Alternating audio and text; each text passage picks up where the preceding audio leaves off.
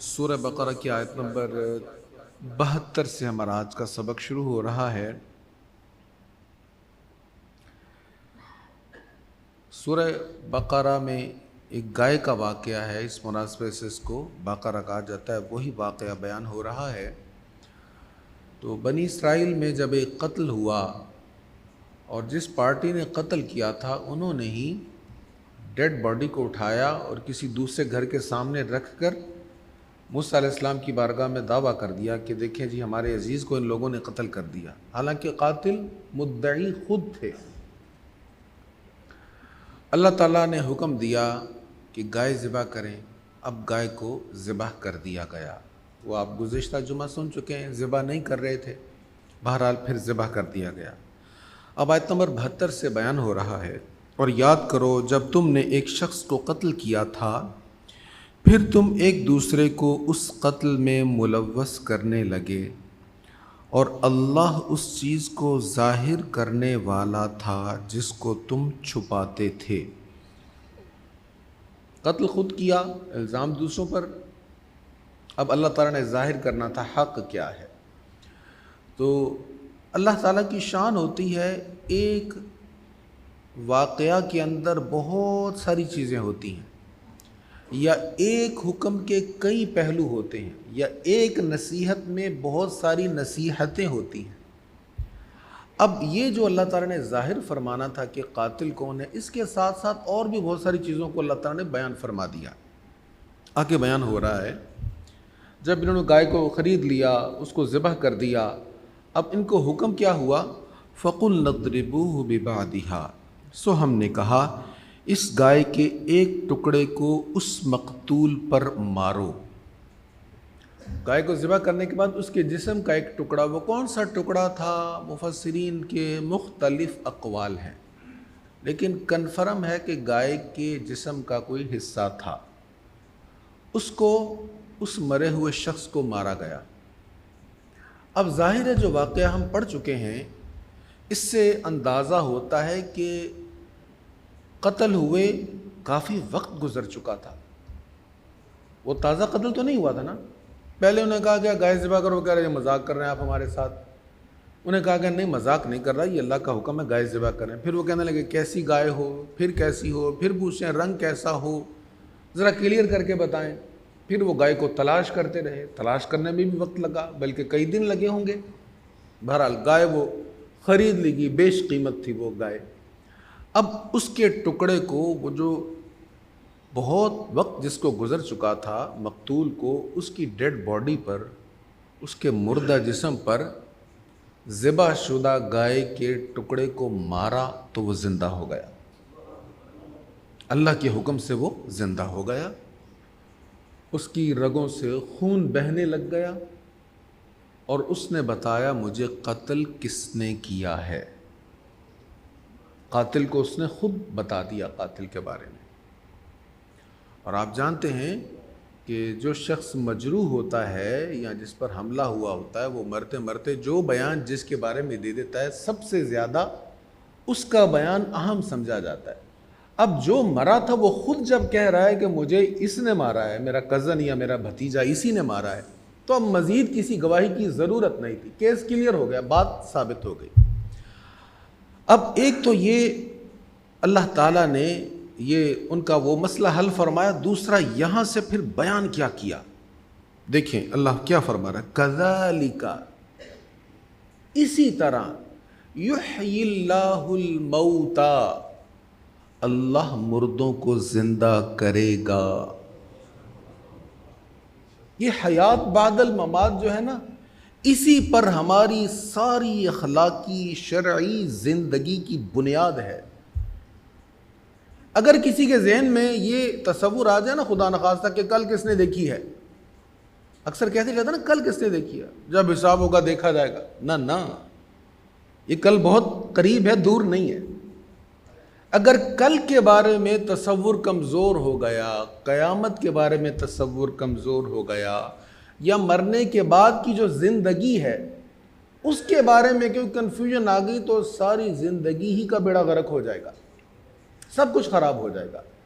کیونکہ ہمیں جو تصور دیا گیا ہے، ہمیں جو عقیدہ دیا گیا ہے، اس میں بنیادی چیز یہ ہے کہ یقین رکھو مرنے کے بعد اللہ کے حضور حاضر ہونا ہے۔ اب اس عقیدہ کو راسخ کرنے کے لیے، مضبوط کرنے کے لیے قرآن کریم نے مختلف انداز میں سمجھایا ہے۔ اس میں عقلی دلائل بھی بہت سارے پیش کیے گئے ہیں۔ تو یہاں پر اللہ تعالیٰ فرما رہا ہے، اے لوگو یہ مت سمجھنا کہ تمہارے جسم سے روح نکل گئی، باڈی اب ڈیڈ ہو گئی ہے، اب یہ مٹی میں مل رہی ہے یا خراب ہو رہی ہے، تو مٹی میں مل گئی تو مٹی سے کیسے پھر اس کو دوبارہ زندہ کیا جا سکتا ہے؟ یہ تو باڈی ہی ڈیڈ ہو گئی ہے نا، تو ڈیڈ چیز تو نہیں چلتی نا۔ تو یہ اپنے ذہن میں تصور نہ رکھنا، تمہارا جسم چاہے مٹی میں مل جائے، چاہے راکھ میں اڑ جائے، چاہے پانی میں بہہ جائے، اس کے اجزاء بکھر جائیں اور مختلف جگہوں پر بکھر جائیں، اللہ قادر ہے ان کو اکٹھا بھی کر سکتا ہے، ان کو جوڑ بھی سکتا ہے، ان میں جان بھی ڈال سکتا ہے۔ تو یہاں پر فرمایا کذالک یحیی اللہ الموتى ویریکم آیاتہ لعلکم تعقلون، اسی طرح اللہ تعالی مردوں کو زندہ فرمائے گا۔ جیسے اس کو مرے ہوئے اتنا وقت بیت گیا تو ہم نے کس چیز سے زندہ کیا؟ مری ہوئی گائے کے ٹکڑے سے، مری ہوئی گائے کے ٹکڑے سے، زندہ گائے کے ٹکڑے سے نہیں زندہ کیا، مری ہوئی گائے کے ٹکڑے سے ہم نے جیسے زندہ کر دیا ہے۔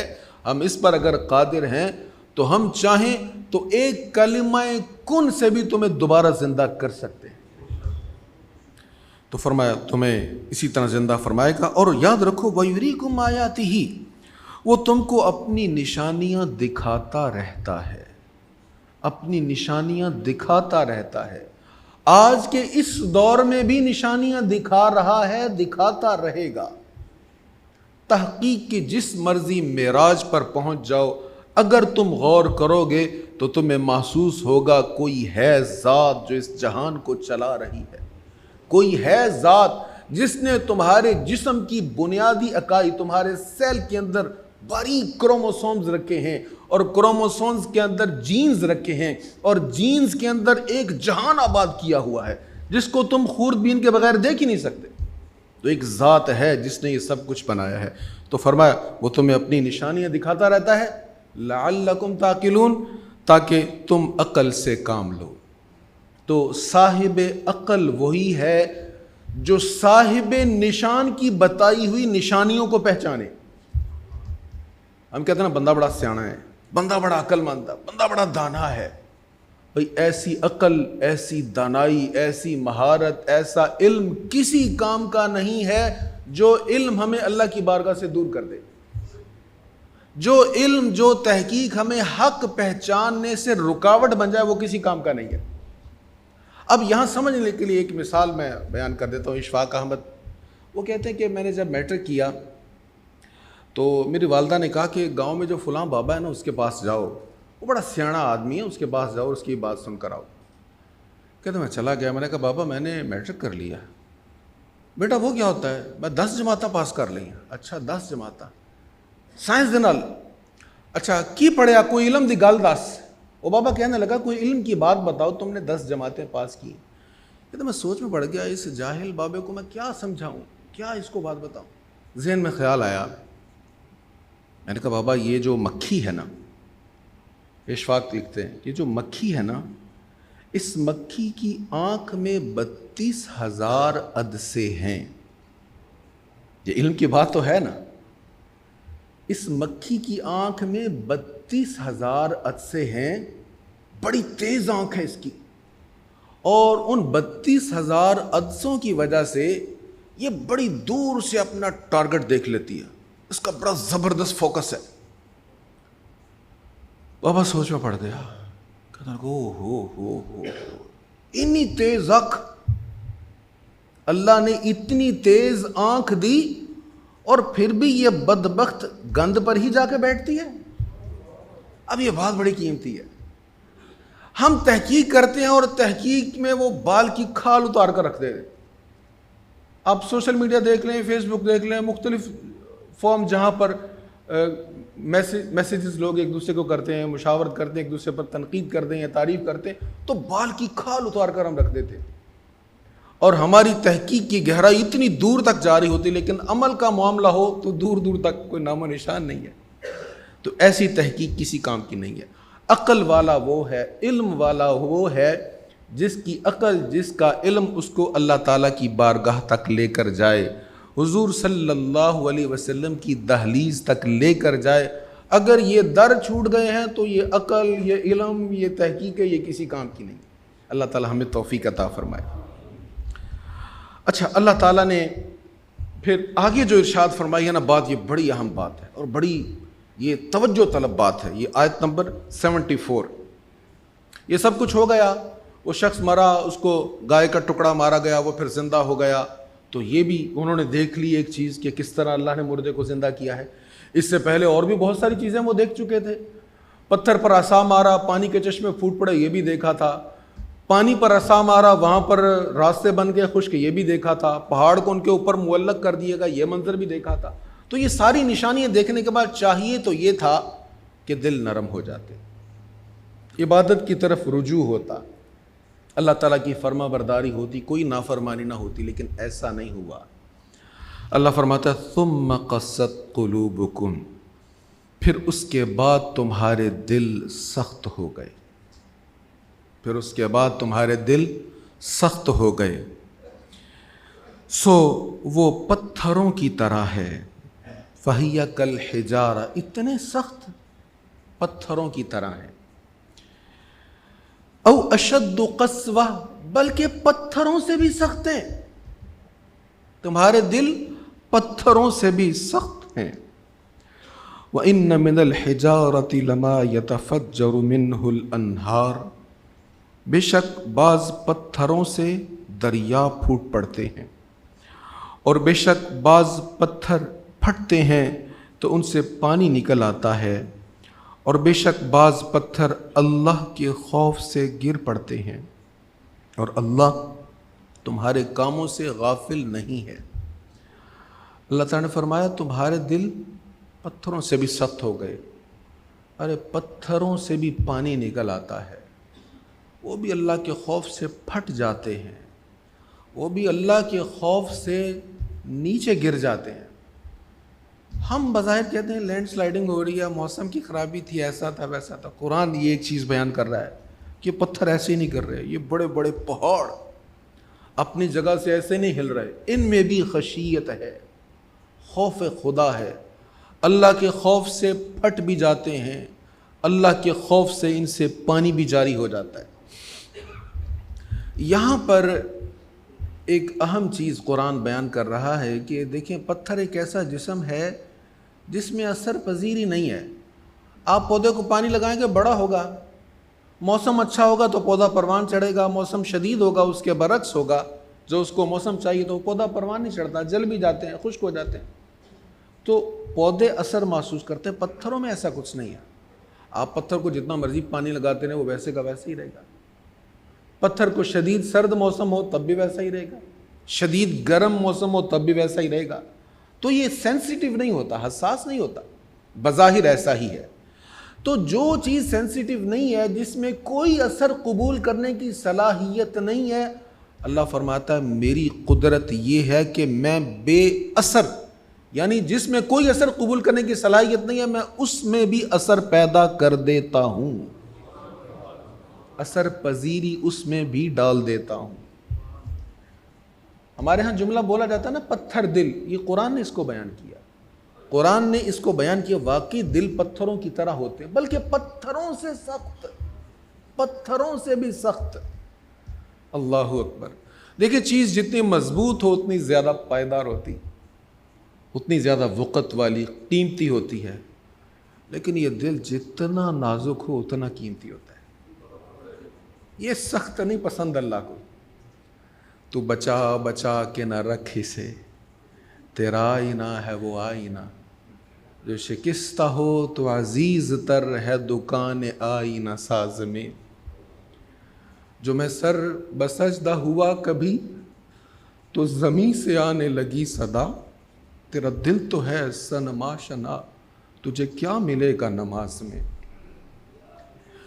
مضبوط چیزوں کی تلاش کرنے والوں دل مضبوط نہ بناؤ، دل جتنا نازک ہوگا اتنا اللہ کو پسند ہے، اتنا نازک ہو کہ ایک جھٹکے سے ٹھن کر کے ٹوٹ جانے والا ہو، پھر دل میں محبت آئے گی۔ اگر نہ دل ایسے پتھر ہی رہے گا، پتھر سے بھی شدید ہو جائے گا۔ اقبال کا ایک اور شعر بڑا خوبصورت، محبت کے لیے دل ڈھونڈ کوئی ٹوٹنے والا، محبت کے لیے دل ڈھونڈ کوئی ٹوٹنے والا، یہ وہ میں ہے جسے رکھتے ہیں نازک آبگینوں میں۔ نبی پاک صلی اللہ تعالیٰ علیہ وآلہ وسلم نے سخت دل کو انتہائی ناپسند کیا ہے۔ ترمذی شریف کی حدیث ہے، خلاصہ میں عرض کر دیتا ہوں۔ حضور نے فرمایا اللہ کے ہاں سخت ناپسندیدہ شخص وہ ہے جس کا دل سخت ہے۔ دل سخت نہیں ہونا چاہیے۔ کبھی کبھی کوئی بات نہیں، اپنا حق ہی صحیح، خود کو حق پر جاننے کے باوجود کبھی کبھی درگزر کر دینا چاہیے، اور یہ سوچ لینا چاہیے ہم نے اللہ تعالیٰ کے حق کے معاملے میں کتنی کوتاہیاں کی، کتنی نافرمانیاں کی۔ اس نے تو نہیں پکڑا، اس نے تو مہلت ہی دی ہے، اس نے تو درگزر ہی کیا ہے، اس کے انعامات کی برکھا تو پھر بھی ویسے ہی برس رہی ہے، اس نے تو کچھ بھی نہیں چھینا ہم سے۔ اور ہم سے کسی عزیز نے تھوڑا سا معاملہ کیا تو ہم سب کچھ اپنا چھین لیتے ہیں اور ساری محبتوں کے راستے روک دیتے ہیں۔ اللہ تعالی ہمیں دلوں کی نرمی عطا فرمائے۔ اچھا، تو پتھروں میں اثر پذیری ہوتی ہے، پتھروں میں بھی محبت ہوتی ہے۔ بڑی عجیب سی بات ہے، ہم محبت کے اگینسٹ دل کو پتھر کہتے ہیں، اور بخاری کی حدیث ہے حضور احد پر تشریف لے گئے اور احد کی طرف دیکھ کر فرمایا ھذا جبل یحبنا ونحبہ، یہ پہاڑ ہم سے محبت کرتا ہے، ہم اس سے محبت کرتے ہیں۔ میرے آقا کی محبت کا کمال دیکھیں، اللہ نے مصطفیٰ کریم علیہ السلام کو کیا شانیں عطا فرمائی ہیں کہ پتھر حضور سے محبت کر رہا ہے، میلوں لمبا پہاڑ، حضور کہتا ہے یہ ہم سے محبت کرتا ہے، اور یک طرفہ محبت نہیں کرتا، یہ کرتا ہے تو ہم بھی کر رہے ہیں۔ محدثین کہتے ہیں وہ تو پتھر تھا، اس نے محبت کی تو حضور بھی محبت کر رہے ہیں، تو حضور کا غلام ہے، تیرے لیے تو راتوں کو جاگ جاگ کر دعائیں کی ہیں، رو رو کے رب کو منایا ہے، تجھے کیسے محروم کریں گے؟ پیار کر تو صحیح، محبت کر تو صحیح، کملی والا تجھے محروم نہیں کرے گا۔ اللہ اکبر۔ اللہ تعالیٰ نے حضور کو کیا شانیں عطا فرمائیں۔ دیکھیں، درخت زمین کے ساتھ جڑا ہو تو اس میں اثر قبول کرنے کی صلاحیت ہوتی، لیکن کٹ جائے یا سوکھ جائے تو وہ بھی اثر قبول نہیں کرتا، نہ زمین کا اثر قبول کرتا نہ موسم کا اثر قبول کرتا ہے۔ پر حضور کا کمال دیکھیں، جب منبر شریف نہیں تھا، ایک کھجور کا خشک بے جان تنا تھا، حضور کبھی کبھی اس کے ساتھ ٹیک لگایا کرتے تھے، ایسے ٹیک لگا کے کھڑے نہیں رہتے تھے مسلسل، کھڑے کھڑے کبھی کبھی اپنا ہاتھ مبارک اس پر رکھ دیا کرتے تھے۔ پھر منبر بن گیا، حضور منبر پہ رونق افروز ہو گئے تو مسجد نبوی سے دبی دبی سسکیوں راہوں کی آوازیں آنے لگ گئیں۔ صحابہ کہتے ہیں ہم دیکھنے لگے آواز کہاں سے آ رہی، حضور نے فرمایا وہ لکڑی کا بے جان تنا آج میں اس سے دور چلا گیا ہوں، میرے فراق میں رو رہا ہے۔ ترمذی شریف میں اس پر باب ہے، پوری احادیث ہیں اس پر، سیاستہ میں بہت ساری احادیث ہیں۔ تو حضور کی محبت دیکھیں، لکڑی کے بے جان تنے کو درد محبت کا شناسہ کر دیا ہے۔ اللہ ہمیں بھی حضور کی محبت عطا فرمائے، ہمیں اس سے محروم نہ کرے، ہمیں ایسا دل نہ دے جس میں بغض مصطفیٰ ہو، جو حضور کی محبت سے محروم ہو۔ ہمیں اللہ اپنی بھی محبت عطا فرمائے، اپنے حبیب علیہ السلام کی بھی محبت عطا فرمائے۔ تو فرمایا بے شک بعض پتھر پھٹتے ہیں تو ان سے پانی نکل آتا ہے، اور بے شک بعض پتھر اللہ کے خوف سے گر پڑتے ہیں، اور اللہ تمہارے کاموں سے غافل نہیں ہے۔ یہ اللہ تعالیٰ بیان فرمانے کے بعد، یہودیوں کا یہ سارا معاملہ بیان فرمانے کے بعد اللہ تعالیٰ فرماتا ہے کیا تم یہ امید رکھتے ہو کہ یہ ایمان لے آئیں گے؟ حالانکہ ان کا ایک فریق اللہ کا کلام سنتا تھا، پھر اس کو سمجھنے کے باوجود اس میں دانستہ تبدیلی کر دیتا تھا، اور جب وہ ایمان والوں سے ملتے ہیں تو کہتے ہیں ہم ایمان لے آئے، اور جب یہ ایک دوسرے کے ساتھ تنہائی میں ہوتے ہیں تو کہتے ہیں کیا تم ان مسلمانوں کو وہ حق باتیں بتا دیتے ہو جو اللہ نے تم پر کھولی ہیں تاکہ وہ ان باتوں کو تمہارے رب کے سامنے حجت بنائیں؟ کیا تم عقل نہیں رکھتے؟ کیا وہ یہودی نہیں جانتے کہ اللہ جانتا ہے جس کو وہ چھپاتے ہیں اور جس کو ظاہر کرتے ہیں؟ اور ان میں سے بعض ان پڑھ ہیں جو زبانی پڑھنے کے سوا اللہ کی کتاب کا علم نہیں رکھتے، وہ صرف ظن گمان کرتے ہیں، پس عذاب ہے ان لوگوں کے لیے جو اپنے ہاتھوں سے کتاب لکھتے ہیں پھر کہتے ہیں یہ اللہ کی جانب سے ہے تاکہ اس کے بدلہ میں تھوڑی قیمت لیں، سو ان کے لیے عذاب ہے کہ انہوں نے اپنے ہاتھوں سے لکھا اور جو کچھ انہوں نے کمایا اس کے سبب ان کو عذاب ہوگا۔ کتاب خود لکھتے، کتاب کو تحریر خود کیا، اپنے پاس سے اس میں کچھ ڈال دیا، معنوی تبدیلی کر دی یا لفظی تبدیلی کر دی، اور تبدیلی کرنے کے بعد وہ کہتے ہیں کہ یہ اللہ تعالی کی طرف سے ہے۔ یہ کیوں تبدیلی کرتے؟ تھوڑے سے فائدے کے لیے، تھوڑی سی قیمت کے لیے۔ یہ پہلے بھی بیان ہو چکا۔ اب جو کتاب میں تبدیلی کر کے وہ قانون چینج کرتے تھے اس میں تھوڑا سا فائدہ نہیں ہوتا تھا، بہت زیادہ فائدہ ہوتا تھا۔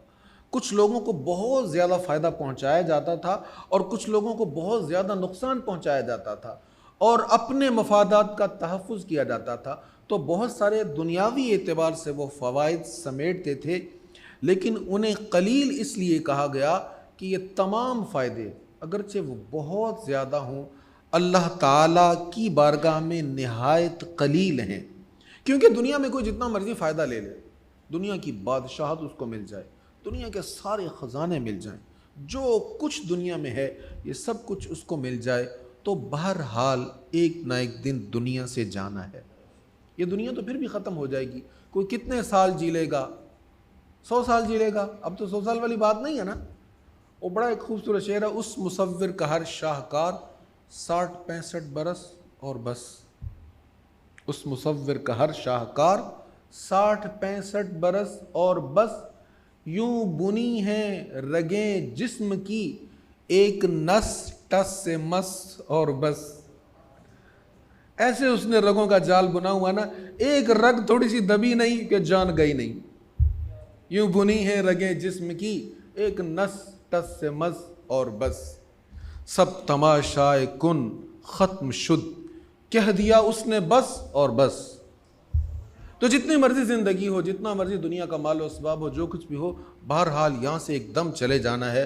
اصل زندگی مرنے کے بعد شروع ہوگی، وہاں اگر کامیابی ہے تو پھر خیر ہے، اور اگر وہاں کی ناکامی ہے تو دنیا کا سارا کچھ کوئی حیثیت نہیں رکھتا، وہ بے معنی ہے، وہ نہایت قلیل ہے۔ اس لیے فرمایا پس عذاب ہے ان لوگوں کے لیے جو اپنے ہاتھوں سے کتاب لکھتے ہیں پھر کہتے ہیں کہ یہ اللہ کی جانب سے ہے تاکہ اس کے بدلہ میں تھوڑی قیمت لیں، سو ان کے لیے عذاب ہے کہ انہوں نے اپنے ہاتھوں سے لکھا اور جو کچھ انہوں نے کمایا اس کے سبب سے ان کو عذاب ہوگا۔ اللہ تعالی ہمیں قرآن مجید پر عمل کی توفیق نصیب فرمائے، فکر آخرت کے حوالے سے اپنا عقیدہ مضبوط رکھنے کی توفیق عطا فرمائے۔ وآخر دعوایا ان الحمد للہ رب العالمین۔